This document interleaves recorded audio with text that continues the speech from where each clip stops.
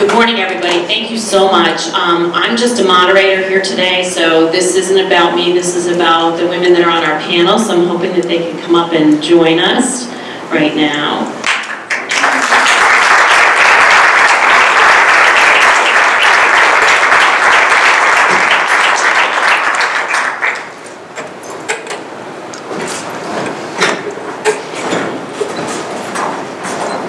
And while they're getting settled, I'm just going to say a few words, and that is that this isn't an easy topic. Each of the women that are sitting down here today have been through a tremendous amount of personal pain. And I know many of you in this room have been through the same thing. And it's going to be with them forever. But they're here this morning because they envision a community where violence, and particularly violence against women and between our families, is just not tolerable. And they can envision a community that's safe for everyone. And I know it isn't going to be easy for you guys, but everyone's really looking forward to hearing from you today. And we're just so grateful for your strength to present to us today as well. So thank you so much for doing this. I know we had a lot of discussions about who was going to be up here and what they were going to have to do and say. So it's just thank you so much for being here.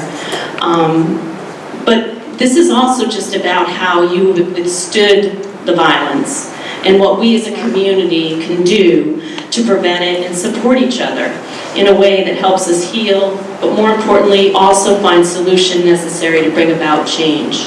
Because this is about healing too. This is about a lot of healing that needs to happen. And so many of those who are here who have experienced intimate partner violence know it's an incredibly complex dynamic. No professional or family member can understand the specifics of a particular case as much as that person experiencing can. But we can help educate our young men and women about what the causes are and what are the proven strategies we can use to prevent and stop domestic violence and before people become victims and also become perpetrators.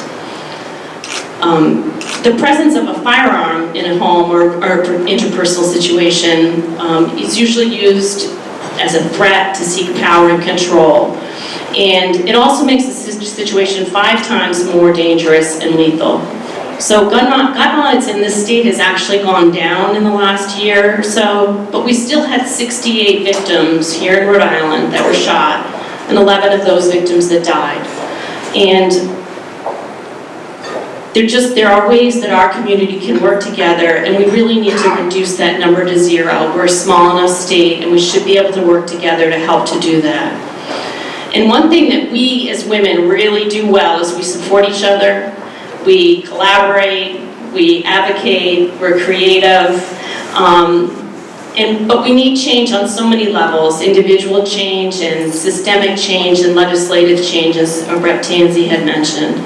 But I know that after you listening, you will hear how strong these women are. These are change makers in our community, and I hope that you can find a way to become a change maker yourself, because we all can contribute to helping to reduce violence in our community. And so, without further ado, what I'm going to do is just ask each of our panel members to give, just say who they are and give us just a short description of themselves and why they're here.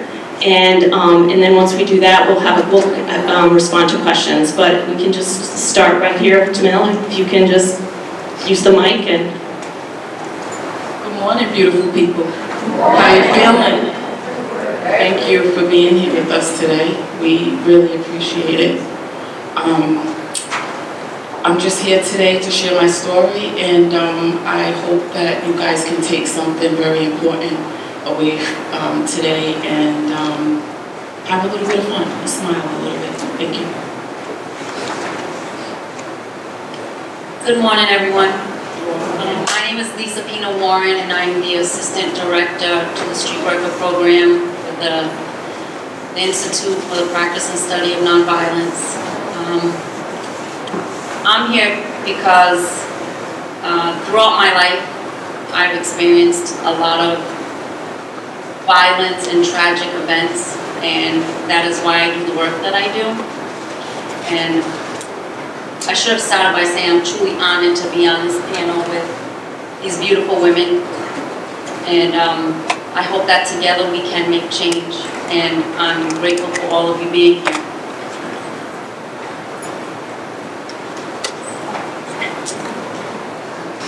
Good morning, everyone. My name is Giovana Rodriguez.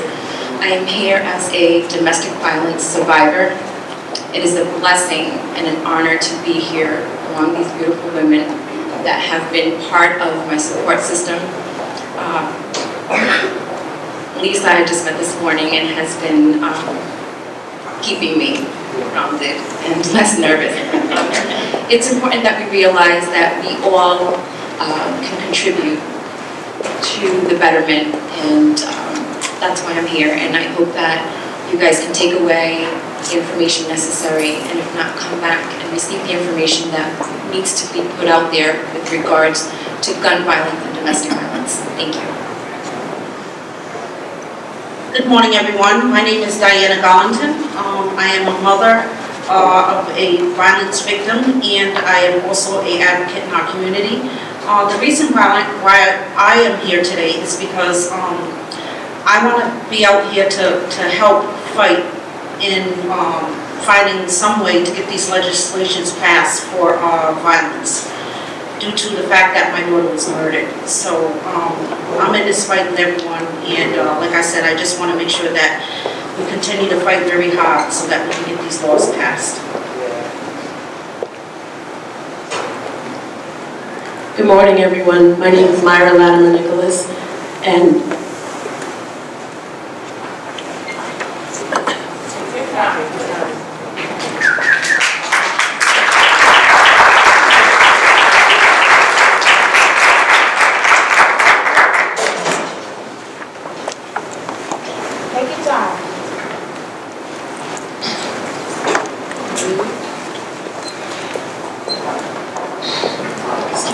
I'm here today to share my story on the loss of my son, Stephen Latimer.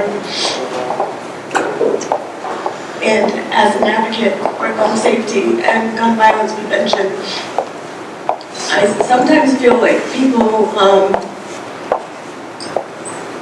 look at our children whose lives were lost to gun violence and forget that we too are victims. We're just survivors. But we're here to help make a difference and to help people understand that just because our children have lost their lives does not mean that we're not going to stop fighting for your children to be able to live their lives.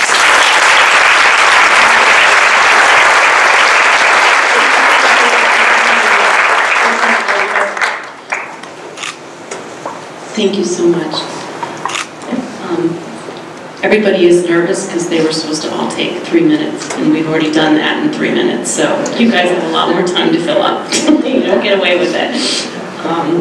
But thank you so much for sharing, and as I said at the beginning, this is just so difficult.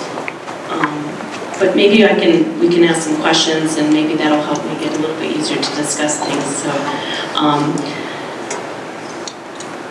I think I'm going to start with Giovana because she's looking right over at me. Is that okay?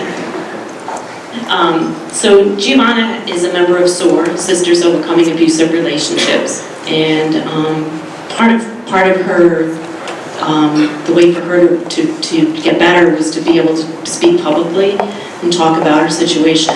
But it still isn't very easy for her to do. But I'm just wondering if maybe you can just tell a little bit about SOAR and about some of the programs that you've been involved with that have been helpful for you to, overcome the terrible situation that you were in.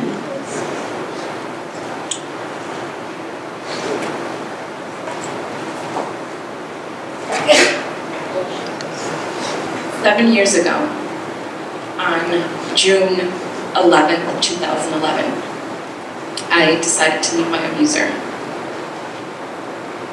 It took 3 times, and on my way on the 4th time, to consider going back because of the barriers and at times the embarrassment,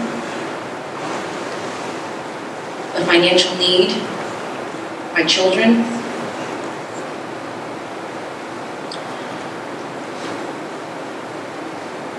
I sat in the audience for a play called Behind Closed Doors. And at that moment, there were 15 amazing women, courageous women, all survivors.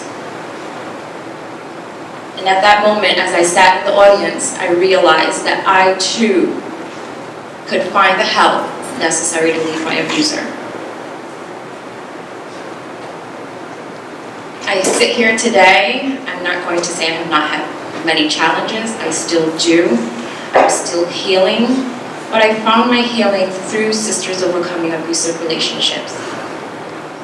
The relationships and the work that we do at SOAR is the main reason that I can sit here and I can be part of many other organizations and speak about the impact that domestic violence and gun violence has against so many of us. Some we don't even know about. They could be our sisters, our nurses, anyone.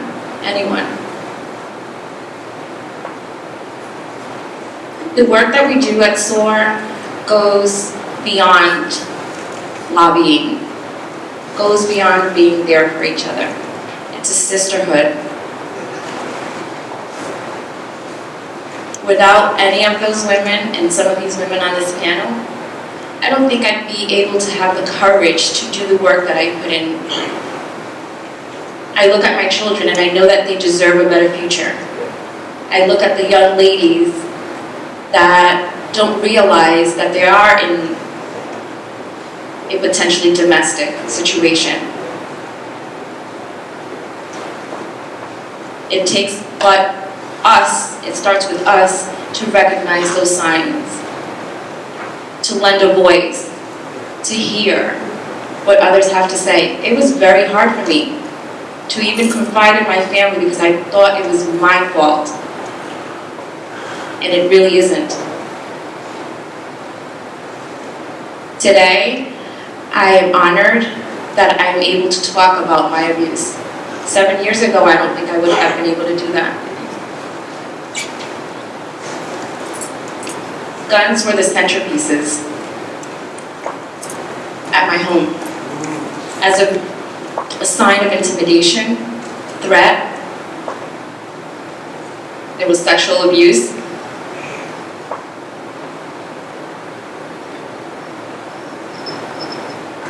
And like me, there are many others.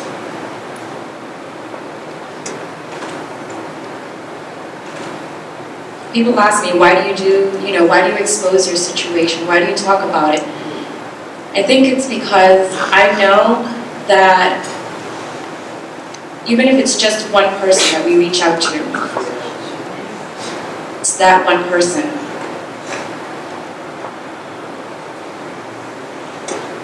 The reason why I'm talking out today, and I'm blessed and honored to be part of this forum, is because I know that Marcia has really, really taken this on to create that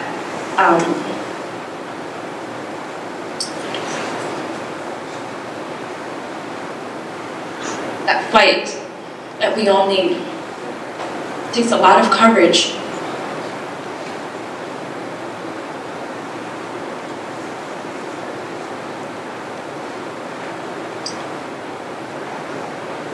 This past October, I sat while we were rehearsing for Behind Closed Doors. And I look back to that day when I was in the audience. That evening, I was part of the amazing cast as one of the survivors, telling the story on how we all can make a change. Never did I think that I was going to have the opportunity to be part of that, because every day that I woke up was one more blessing, because I didn't know if I was going to make it through the night. I am committed, and have made it a point to fight, to create awareness, and to educate. I am no longer a victim.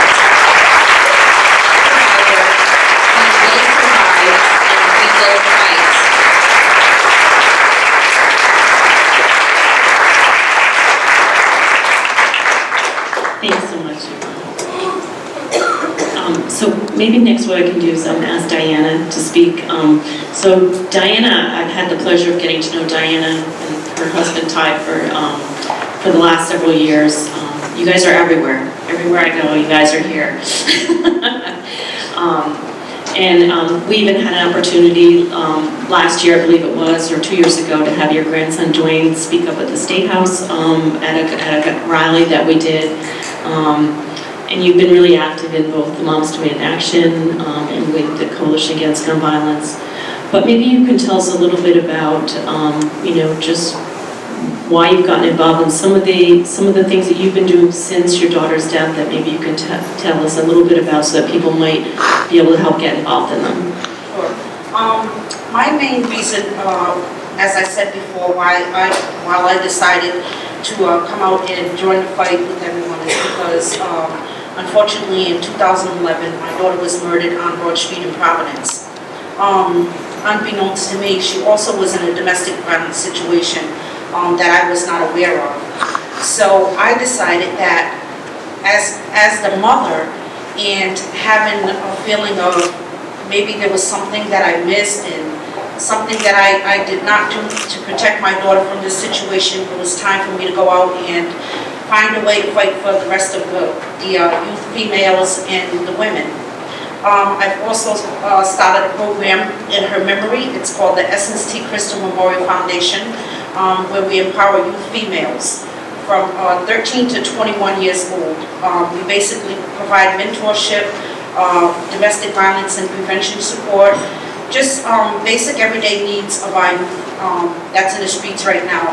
Unfortunately, a lot of the activities is starting with the females when they reach the age of 13. And there were not a lot of programs that were focusing on females. So that's why I decided to start that program. I've also become co-founder of the organization 300 Women, in which I am the president, where we also go out on the streets and make sure that we fight for our youth women and children. The importance with our youth women and children is, as I said before, I feel that there's not a lot of programs that focus on this. So I felt like it was time that, I just step up and do my job as far as going out and making sure that there's some sort of program that focuses on helping our community. I'm just so proud that I've had the chance to meet Myra, Jamelia, Lisa, and Giovana. Through meeting them, I have learned that there's a lot of patience, there's a lot of love with all of us together. They've helped me to continue to reach out and focus on my community.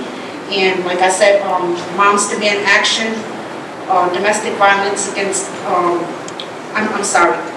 Rhode Island Coalition Against Domestic Violence and the Rhode Island Coalition Against Gun Violence. Also, I am a part of that. And I want to thank Marcia for actually reaching out to me and asking me to come to this forum because we do need to fight. We have to fight for these laws because it's too much. It's too many of our children are being taken through the violence. They're being taken due to these guns. And I feel that legislation is not stern enough. We don't have the laws that's protecting us right now to keep these guns out of the people's hands that's committing the crimes. So, as I said, I thank everyone for coming out today. I thank you all for being here.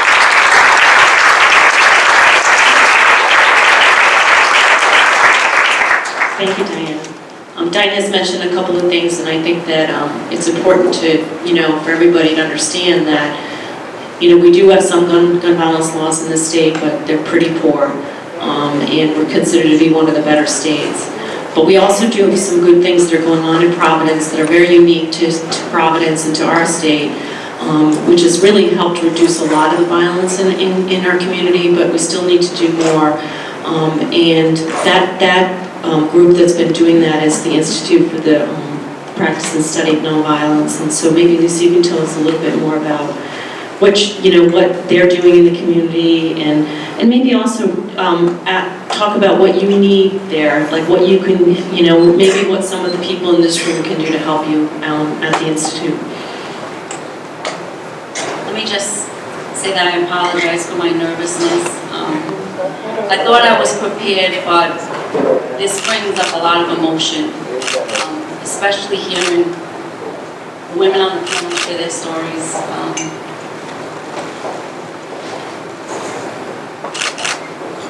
The reason I started my work with the Institute, and I have to add that there's a little joke at the Institute. This is actually my third time working with the Institute. I started off with juvenile reentry case management, and we lost funding. So unfortunately, we had a huge layoff, and 10 of us were jobless. But I didn't want to stop the work. So I received a call, and they asked me to come back as a street worker. I did that because that was who I am. I did that without being an employee of the organization. And the reason was because throughout my life I had lost a lot of friends, constantly receiving phone calls, senseless murders, young men going to prison. And I said, what do I got to do? So I knew that I always wanted to work in the field. And in '96, I lost my only brother.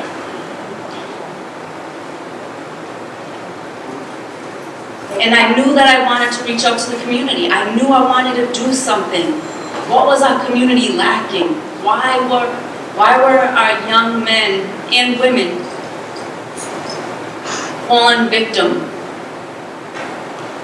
So I was honored to take on the job as a street worker because that's who I was, like I said. But at the same time, I was a single mom. I had 2 young daughters at home. So in 2012, the summer of 2012, as a street worker, and because of the layoffs in the organization, we had a very small team. And there were probably 3 of us that took on the load of what was 17 of us.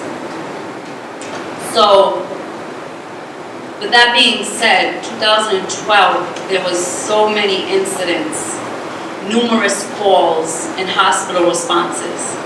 So a part of being a street worker, we're right on the forefront, and we respond every time there's an incident. If there is a stabbing, a shooting, a homicide.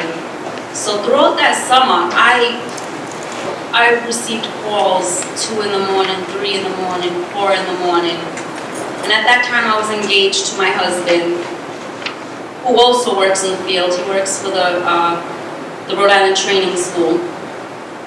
So he knew what I was dealing with, and he then began to work 2 jobs because every time I got a call to respond to the hospital, he got out of bed to drive me to the emergency room and sat outside while I worked.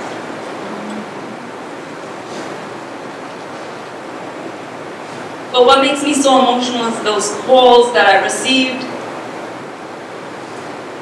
I've seen so many mothers crying, not sure what to do.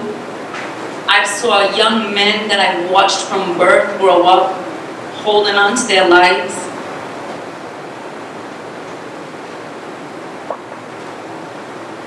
There was an incident that I had to identify a body of a young man that I had previously worked with.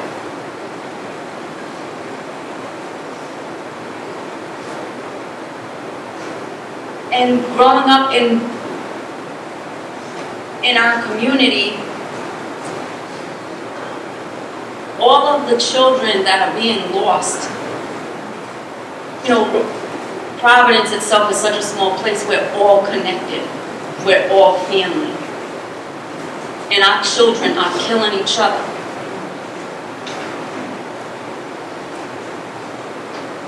So during that summer, and I apologize for jumping around, but I was always told throughout my life, Lisa, you're so strong. how do you deal with all this? You're so strong. Thank you for being strong for so many people. And I really thought I was so strong. I thought I was Superwoman. Almost to the point where I was numb. I stopped feeling. So I said, I got this, I can do this. I'm gonna continue to help my community. I'm gonna continue to respond every time we get phone calls. I'm going to go to the moms and the dads and the sisters and the brothers, and I'm going to support them. Well, one day I found myself in a situation, I was having a panic attack. I didn't know what it was. The anxiety took over me and I didn't know. I thought I was losing my life. But what it was all of those years of losing friends, losing family members, losing people in our community. It started to take a toll on me. So I had to make a decision. You know, and also I want to add for the street worker team, being on the forefront, we had been in situations where we were shot at. We were in victims' homes and the house was shot at while we were in the home. So I had to ask myself, what am I doing? I have 2 daughters and a grandchild at the time. What if I lose my life? So I had to make a decision, and I did. I went to the Institute and I told them that I was leaving.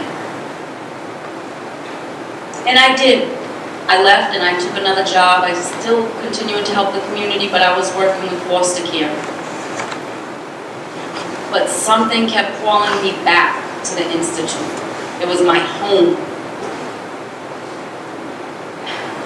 And I got married. My life really calmed down. I found outlets to deal with my pain. I'm sorry, if I could rewind. Right before, well, I'm sorry, the 3 weeks after I left the Institute as a street worker and I started my work within foster care, I was in a meeting and I received a phone call from one of my friends. And I say my friend because all of us at the Institute, well, most of us at the Institute, we grew up in the community and we went to school together and we lost friends and loved ones together. So they are my friends and my family. And I received a call while I was in this meeting. And I looked down at my phone and, why is he calling me right now? I ignored the call. He called me back. I stepped outside the room to take the call and I said, what's up? And he said, so-and-so was murdered. He got shot. And it was a young man that I had worked with for several years. And he was only 16 years old. Oh man, oh goodness, what are you? And he said, well, they made an arrest. Okay. I said, yeah. And he said the person's name. And without dawning on him, the person was my nephew. My only nephew. My only brother that passed away in '96, it was his only son. So I asked him again, I said, what? What is, who? And he said his name again. I said, it's my nephew. And he said, no. It's not your nephew. Yes, it's my nephew.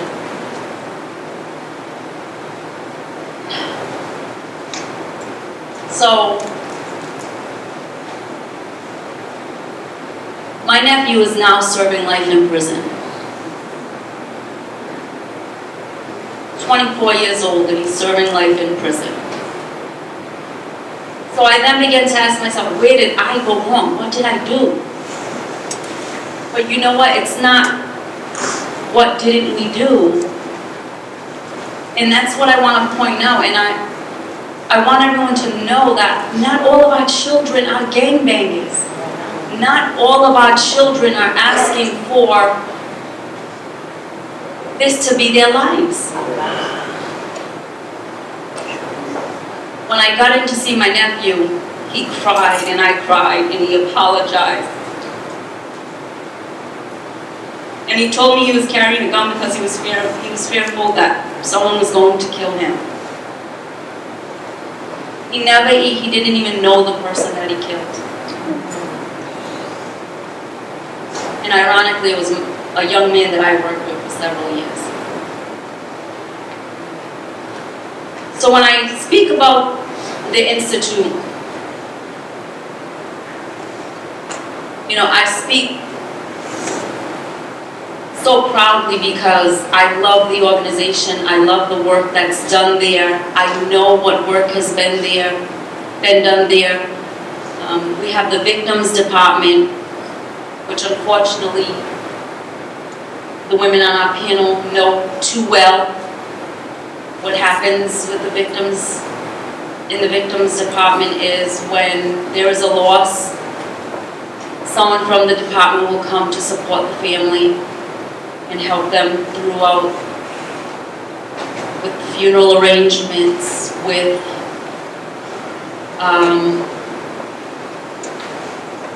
support as far as counseling. And unfortunately, what happens in nonprofits is funding gets cut. In what used to be an organization that was full of life, I see slowly there's less of us there.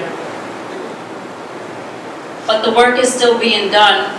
It's a little bit harder with less people, but it's still getting done. We also have the employment and education department. And we have interns, and those interns are some of our higher risk youth. They go through an extensive interviewing process. The street workers actually refer those youth, and those are youth that we're working with and we know that are the higher risk. So they become interns and they go through nonviolence training and they get a stipend weekly and they learn soft skills and how to get a job and how to figure out what they actually want to do in life. So, how I ended up back at the Institute, was, as I said, I got married and I had a baby. I have a 1-year-old daughter. And right after I had her, maybe like 3 weeks after I had her, I received a phone call. And one of my friends who was at the Institute said to me, "I need you back. We need you. We need you to come back." And I said, "Wait, what do you want me to do? I definitely can't be a street worker with a 1-year-old. And they asked me to come back as the assistant director for the street worker program. And as I said, I was honored and happy to go back because it was definitely a place where I've always wanted to be, where my heart is at. So what can we do? Reach out to your community. Reach out to the politicians and to our state house, our reps. Reach out. The issue is the guns. What do we do? What do we do to give our youth other options? As you see, our centers are getting closed down. There's been cuts in our education system. Unfortunately, I hear so often with our youth in school, yeah, he's not doing good, just he might as well drop out. That's not a choice. Why is that a choice given? Our children need to be educated. Our children need to be prepared for life. So why are we suffering all these cuts in areas that are so important? So again, I thank you very much for having me.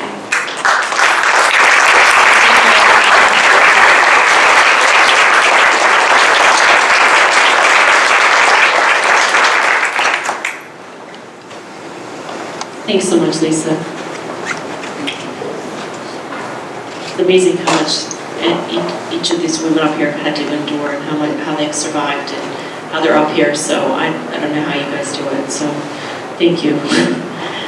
Okay, so now I'm going to ask Jamila to talk a little bit. She barely said anything at the beginning, so I know she's got words in there to say. But I just met Jamila, and we immediately really just liked each other so much, and I think she's she's a wonderful person, and she's doing some wonderful things in our community despite her loss, and so maybe she can tell us a little bit about what she's doing and singing. I Googled you. Yeah, I did. Look at me, baby. She's a very good singer. Thank you, ladies. I feel, I know you guys, but every time I hear it, brings me right back. So, and I love you. And I'm proud of you. Thank you for having me this morning. Everyone looks so great. You know, we're coming off of gun violence and domestic violence. And you guys showed up. We worked really hard.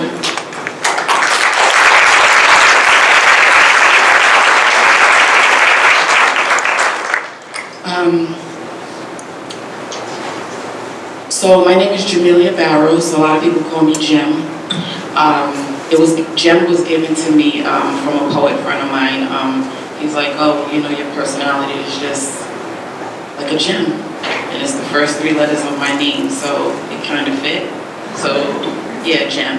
So I have the I Am She Foundation. And when I had my daughter, Shamika, her name is S-H-E. And those are her 3 letters of her name, so I Am She. I used to tell my girls, I have 2 daughters, and I would always tell them to be great, to be better than me, to strive for your dreams, your goals. So I Am She is just for, what I'm doing in the community is reminding women, teenagers, and little girls that they can be and do anything that they can do, want to be in life. It doesn't matter.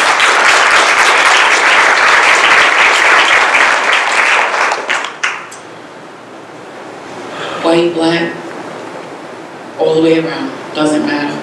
You have a good soul, that's all I care about. Really, I don't care about anything else. 2012, summer night, I got a phone call. Actually, my daughter, Colleen, who's here today, she came in my room and she says, hey, Mommy, somebody called my phone and said that Shamika's dead. But she was very afraid when she said it, and the confusion on her face, like she didn't believe it, and neither did I, you know. She's like, yeah, no. So I immediately just started to find out,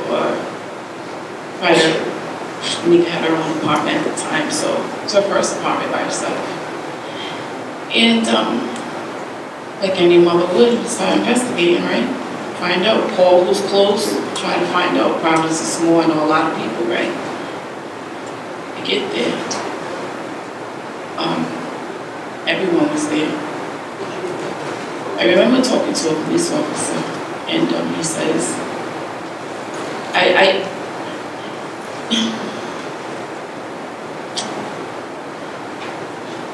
my only way to ask him was that her in the house was because her eyes are hazel. So I was like, she has like really pretty eyes, so her eyes are hazel. Like, is that her? Like, and this is her apartment and everything, but it wouldn't click that, not Shamika. But when I said, well, her eyes are like hazel, and he just looked at me and he says, and I just immediately just like I felt my soul just leave my body. Everything, it was a lot of people out there, and it just was silent. I remember just falling to the grass and just sitting there, and I didn't want to know anything else. She was part of a triple homicide, her boyfriend and their friend. My son and my 2 granddaughters were in the house at the time. They wasn't murdered because they didn't see them in the other room. When they were rescued from the house, someone had to grab a shirt. They shook the bed first because they saw one of the children's legs laying out of the bed.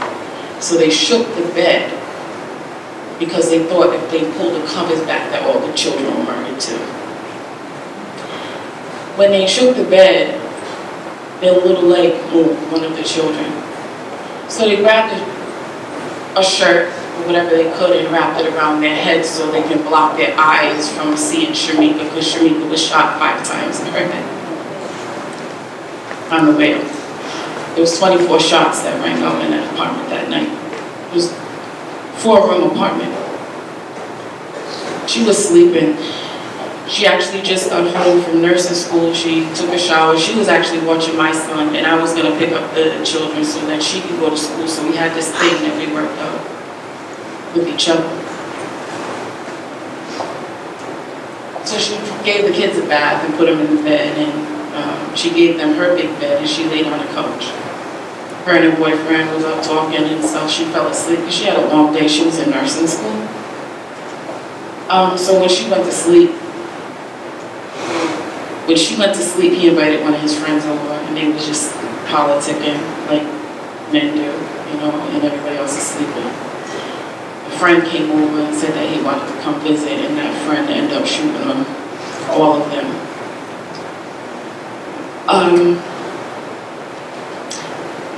Does anyone, raise your hand please if you have a child or have a niece or nephew. Okay, thank you. So we can all agree that at that moment when you're in the delivery room giving birth and they cut that umbilical cord, we can all agree that there's a spiritual connection that happens between mother and child at that moment that never goes away. We kind of know what our kids are up to and all that other good stuff, right? So, Shamika, I still constantly felt her, even after she was gone. I would always look for little signs to help me along the way with my grief. There was times that the seasons would change, summer, winter, spring, fall, holidays, everything, and I became robotic because the children end up becoming like living with me. And it was a lot of pressure for a woman that was grieving. It was a lot of pressure to make 3 meals a day and going to counseling and dropping kids off at school and going to after school programs. That's a lot of pressure to a woman that is grieving. And a sister that was grieving too.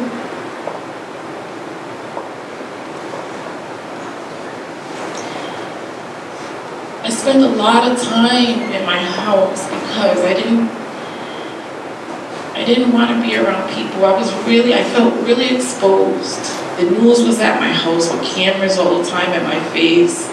We didn't catch not one person. We caught four people that had something to do with their murder.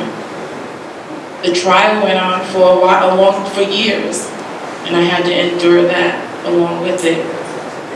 Because just when they caught one, then they caught 2, then they caught the 3rd, and then the 4th, and it just seemed like there was another one, and another one, and another one, and it wouldn't stop. It just wouldn't stop so I can heal. Just wouldn't stop. As the season started to change, I never told anyone, but I lost my not my eyesight, but I lost the color in I couldn't see color anymore. I literally felt my soul leaving my body, and it wasn't like that I didn't want to live anymore. So for those of you that have children, you know that spiritual connection. My spirit wanted to be where I couldn't join these ladies. I did in the beginning, but I couldn't anymore because my soul was leaving. It felt like it. One night, I graduated college. I ran 98 placements with DCYF affiliated, and I've done a lot of things. But that does not matter when someone murders your child. That all of that is out the window. You have to really rely on what you know as a human being. We are just spiritual beings having a human experience, and we have to dig deep to survive. So I went back to what I know as being a Barrows girl, and I went back to art. I put the kids on a bus one day, and I went right over to Joanne's Fabric, and I remember looking at the section with the paints, and I opened up the red, and the red wasn't red, but it was like a pink, and I knew. It was like, holy shit. I could see the color. Maybe this is where I need to be. And I thought I was going to get in trouble in the store because I started opening up all the colors. So I just grabbed a bunch of colors, and I grabbed some brushes and a canvas and stuff like that because I wanted to do what I know to do. I painted my first painting. Took me about a couple of weeks. I said, my children loved it, but I'm gonna throw it online and see what happens. And my friends are like, oh my God, that's so beautiful. And I kept going on, and my friend bought it. My first painting, my friend bought it. Now this is someone that I didn't work anymore because the stress and the grief was too hard. I couldn't go back to work because the work that I did was a lot of paperwork and a lot of clinical stuff. I couldn't. My brain fog, it just wouldn't work. So I would paint, I would put music on and just paint. I want to leave you guys with something today because it's been going on about 5 years that my daughter was murdered. That we need tougher gun laws. We need to stand by Marcia in her fight. We have to. You want to know why we have to? Because all of our children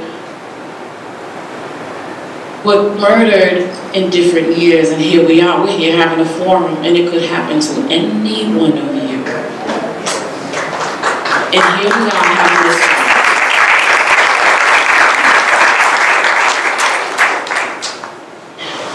We have to, when we leave here today, I want you to remember the name Marcia Bassa. You know why? Because she sees the vision. We need people, we need souls, good souls that see the vision and rock with them and stay on the path with them. She can't do it by herself. She can't do it by herself. She has her own family. She has her own, she needs help, and we are her help.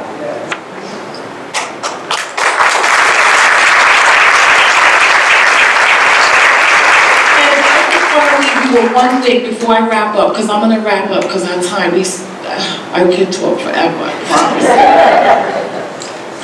But I want to say this. When you hit a spot in your life, you never know. Someone might do something so brutal to you or your family that you don't have no hope no more. But God has given you a gift. I don't care if you can paint, sing, cook. You better print up some menus and dish it out to your friends so you can earn the income and survive, so you and your family can survive, and so you can survive it. But there's no education for that. There's no education for that. Survival really comes from within. Self-care is important.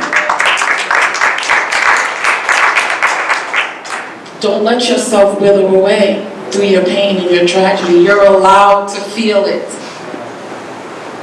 The more you fight it, the more it's going to hurt. So my advice to you, when you go through something, look at it. Acknowledge it. Say, I know you're here.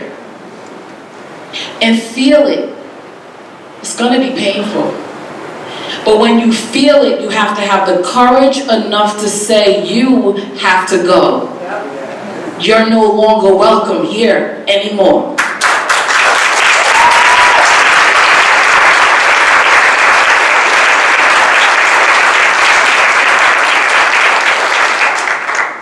Please stay connected to Marcia's Facebook page or any of her social, because that's the way we connect with each other, because we just have busy lives, right?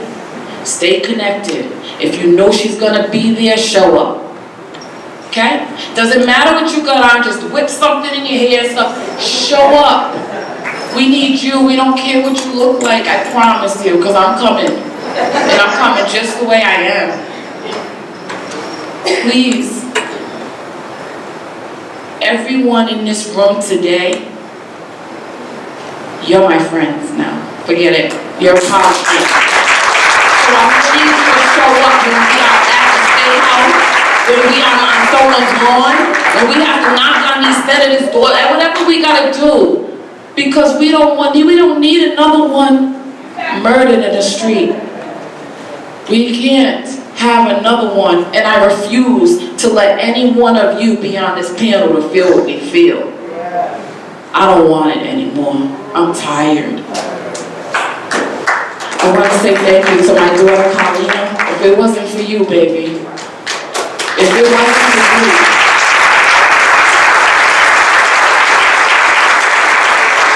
I say to Diana all the time, I say to Diana, we have two daughters and we have a lot of similarities, and I say to Diana, isn't it nice that we still have a daughter? Yes. Because Giovana's her everything. And like Colleen is my everything.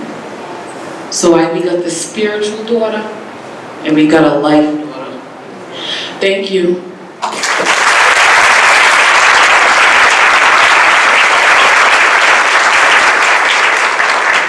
Thanks, Tim. Thanks for sharing that.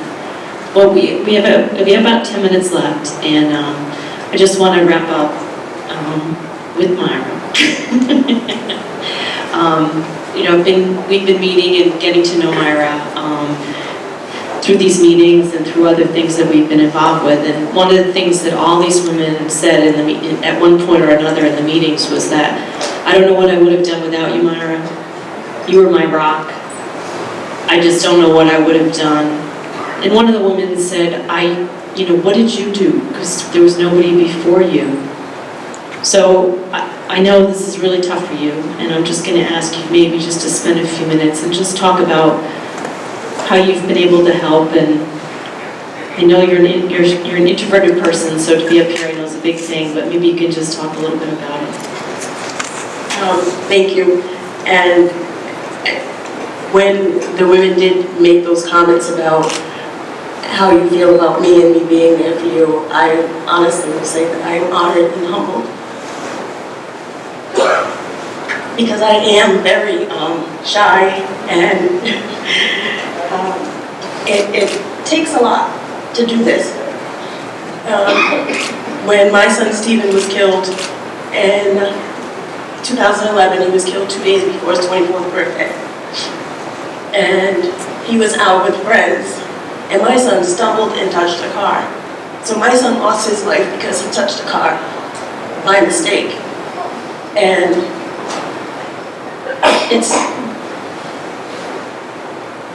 I don't want to say I lived a sheltered life, because I grew up in Providence in the projects, but I did live a sheltered life.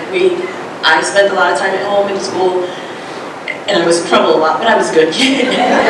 So I don't get that. But so it never crossed my mind that I would ever lose my child to gun violence. So when Stephen's life was taken, and even still some days it's still hard to believe that he's not here. These ladies here on the panel that I have become friends with, family, sisters with, we talk about time. And, people say in time, nothing. Time does absolutely nothing for our pain. I said to Jamelia just the other day, time is a slap in the face. It's a reality check. So every year, every day, every minute, every second that goes by is just a reality check for us that guess what? Our children are not coming back. And luckily for the three of us, we do each. They have another daughter, I have another son. But at the same time, we go through our pain, but we get up every day and do the things that we have to do because we have other children. We all have grandchildren. Diana has her grandson. You have your two granddaughters, and I have Stephen's daughter. And so to look at each one of those children, there's no way any of us can sit down and just be like, you know what, I'm not going to do anything. It wasn't a choice for me to get up and do what I do. It was truly, I have the Stephen K. Latimer Memorial Foundation, which was established after Stephen's death. We hold a 5K every year in Stephen's memory. The funds we raise are for scholarships to kids who've lost a parent, guardian, or loved one to an act of violence. And it was not something I wanted to do. It was something that was brought to me as, Auntie, can I do this in Stephen's memory? And I was, yeah, knock yourself out, do whatever you need to do if it's going to make you feel better. We held the first 5K in Stephen's memory not even a year before his 1-year anniversary. So it was probably the week before. And even still, it wasn't something I wanted to do, but I had to become the face of it. So here we are going on our 6th year of holding this 5K in Stephen's memory.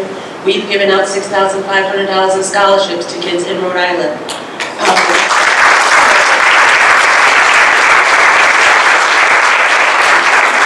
Every year I say, after the 5K is over, this is my last year doing it. Every January, somebody on my committee says, are you ready? And every year I say no, but I'm ready. But education was important to me. And after Stephen's death, I found out how important it was to him. But unfortunately, after his death, I found a poem and a letter my son had written about life and education. And so that let me know that, you know, when your kids are growing up and all the things they do that you don't like and you think they're not listening, that let me know that my son actually was listening to me. Stephen, the last picture I have of Stephen and his daughter together was taken 3 days before he was murdered.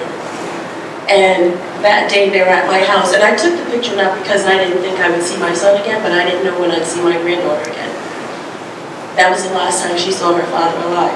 But their conversation was on education, and she was 5 at the time, but to him, he's telling her, I wish I had done some of the things my mom told me. You make sure you do X, Y, and Z. So to me, the education piece of it is important, which is why I will continue to do the 5K. I don't care if 2 people show up.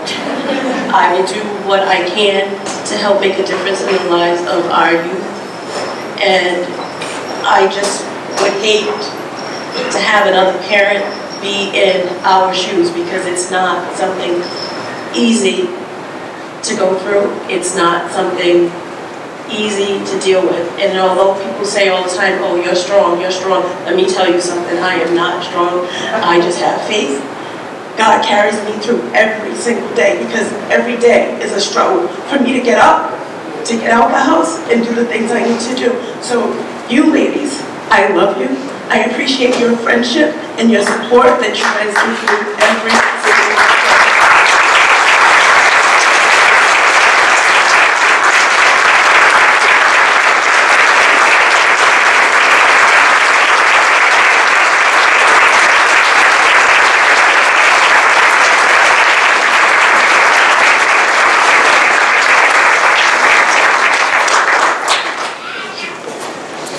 So ladies, you did it. Thank you. You're amazing. I want to thank them, everybody. They're so inspirational. They're so brave and powerful. And thank you to everybody that's here too. We still have more to the day. There are going to be some workshops that we're going to hear about. But just remember that no one could do everything, but everybody can do something. So I hope that when you leave this room today, you'll be doing something to help so that we don't have these things keep happening. But thank you, ladies, so very much.